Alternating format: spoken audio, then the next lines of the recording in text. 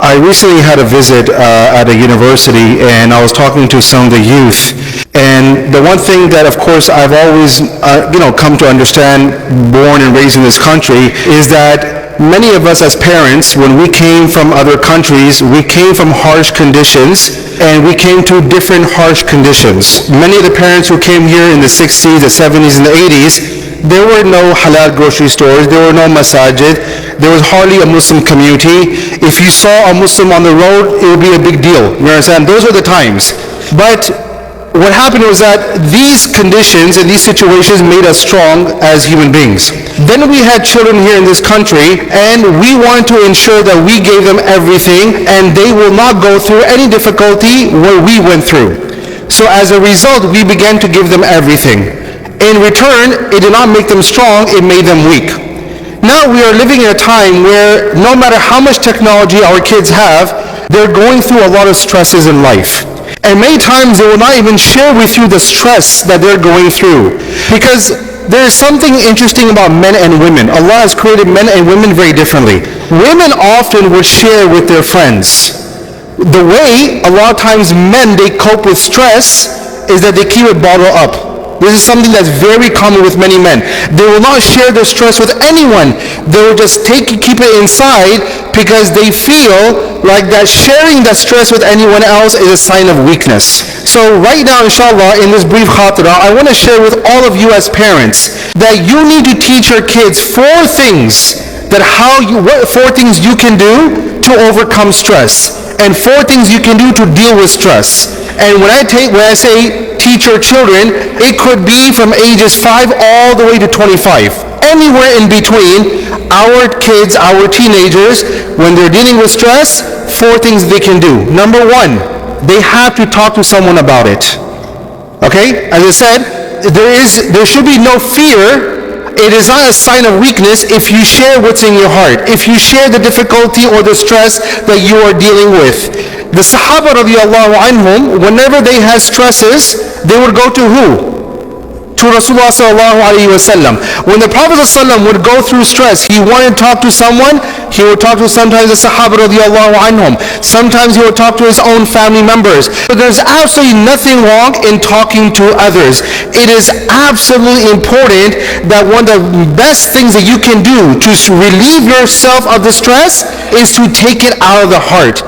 By keeping it in your heart is going to make it only difficult. That is why often you will find people when they go to counselors and psychologists, the counselor and the psychologist is just sitting around and they're telling them, tell me all the problems that you have in your life.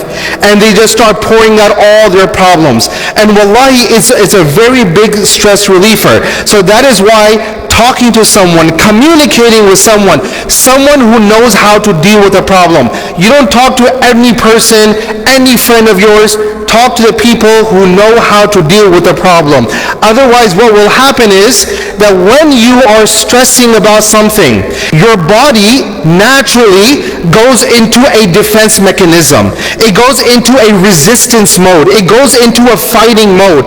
And when it starts to fight off the stress, it has to exert more energy. That is why people who are going through stress, their heart rate is usually more higher. Why? Because the body is exerting double the energy to fight off the stress. Why do they have heart palpitations? Why is their stress level so high? And it has an effect on their psychological well-being, their mental state, because the body is going into a resistance mode. But when you share with others, you talk to others, it's a great stress reliever. Now that's number one. Number two is always teach your kids and your teenagers to be around people who have a positive demeanor.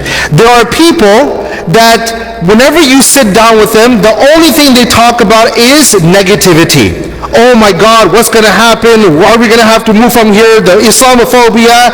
And they're just talking about things that are considered as negativity all the time. They're going to tell you about what the government is putting into their foods, what they're putting into our water, what's happening on top of the world, and they're dropping all these gases and so forth. And you go to the person because you need someone to console you, but you leave more depressed. You understand? So that is why always try to find people who have a positive demeanor. When the Sahaba radiallahu anhum would come to the Prophet ﷺ, no matter what challenge Rasulullah ﷺ was going through, he would never put his burden upon them. This is something you find with a lot of people. You go to someone because you need their help, but instead of you sharing your problems with them, they unload their burden on you. You understand? So the problem is that it does not help you, it helps that person. So that is why always try to be around people who have a positive demeanor. Number 3, always teach your youth that no matter what problems we're going through in life, it is not permanent, it is temporary. Every single challenge that comes from Allah Azza wa Jal is temporary. It's not going to be there forever.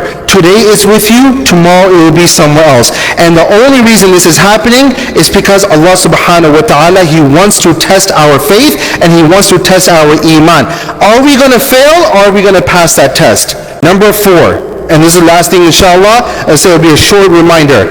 The last thing is always teach your kids and your teenagers. Whenever they're stressing about life, see, stress is a reaction to something that has happened or something about the future. When there's uncertainty about the future, a person begins to stress. Always remind them that no matter how much you're stressing, there is still a lot of blessings that Allah has given you. Focus on the blessings that you have. Do not focus on the things that you don't have. We often focus on what other people have, and we don't focus on what we have. And when I say what we have, we often think about materialism. House, cars, money. That's not what I'm talking about. I'm talking about every single blessing in our body. The fact that we're able to see. Can you imagine if we could not see? We're able to hear. Imagine if we could not hear. We're able to taste. Imagine if Allah took this away from us. There's so many blessings within our body that Allah has given us that sometimes we forget about those blessings and we focus on the things that we don't have.